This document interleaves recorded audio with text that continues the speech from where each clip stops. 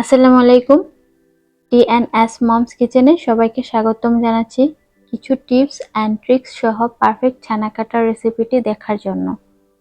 বিভিন্ন ধরনের মিষ্টি বানানোর জন্য খুব একটা ইম্পর্টেন্ট উপকরণ হচ্ছে ছানা, আর সেই ছানাটা যদি পারফেক্ট না হয় তাহলে কিন্তু মিষ্টিটাও পারফেক্ট হবে না। বাসায় কিভাবে পারফেক্টলি এই ছানাটা বানাতে হয় সেটাই আজকে আমি দেখাচ্ছি।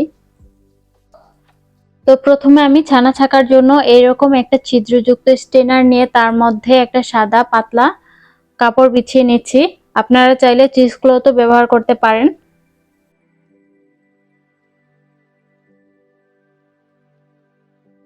তো এখানে ছানা কাটার জন্য আমি আগে থেকে 3 টেবিল স্পুন হোয়াইট ভিনেগার বা সাদা সিরকা যেটাই বলেন সেটার সাথে আমি 6 টেবিল চামচ পানি মিশিয়ে নিলাম।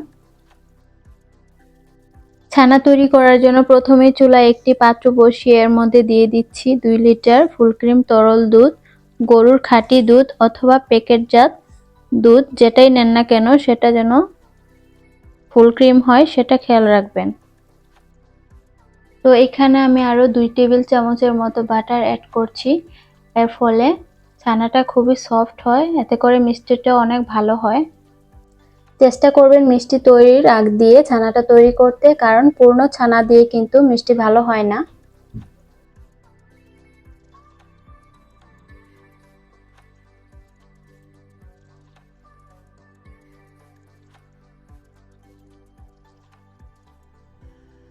চুলার আঁচটা মিডিয়াম হাইতে রেখে দুধটাকে একটু নেড়ে দিচ্ছি, এতে করে নিচে যেন লেগে না যায়।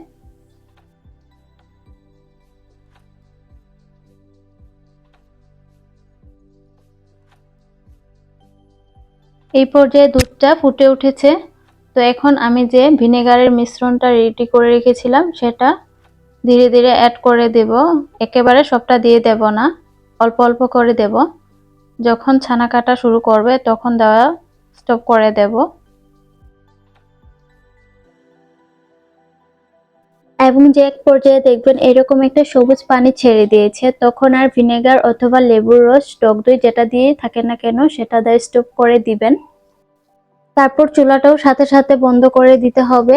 এবার ছানাটাকে ছেঁকে নিতে হবে। ছানা ছাকার জন্য আগে থেকে যে স্ট্রেনারের মধ্যে কাপড় দিয়ে রেডি করে রেখেছিলাম তার মধ্যে দিয়ে এই গরম ছানার উপরে কিছুটা পানি ছেড়ে এগুলোকে ধুয়ে নিতে হবে। ছানা ধুয়ে নেওয়ার কারণে এর মধ্যে ভিনেগারের একটা স্মেল, এক্সট্রা যে স্মেলটা ছিল সেটাও থাকবে না। তেমনি ছানাটা কিছুটা ঠান্ডা হয়ে গিয়ে এটা ওভারকুক হয়ে যাওয়ার কোনো ভয় থাকবে না।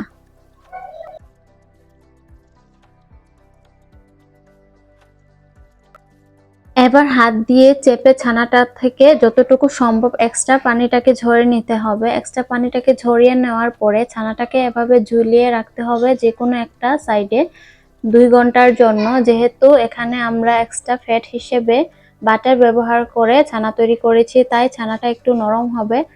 এই জন্য পানি ঝরানোর জন্য 2 ঘন্টা এইভাবে রেখে দিতে হবে।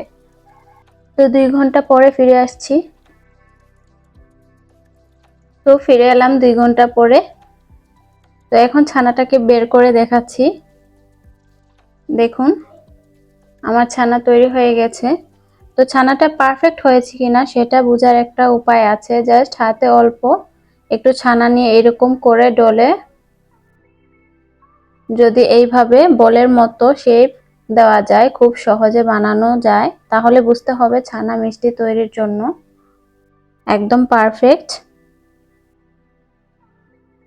আর যদি মনে করেন না বলটা ইজিলি বানানো যাচ্ছে না, একটু ভেজা ভেজা লাগছে ছানাটা, সেই ক্ষেত্রে ছানাটাকে যে কোনো ট্রের মধ্যে ছড়িয়ে ফ্যানের নিচে 15 থেকে 20 মিনিট রেখে দিলেই হবে।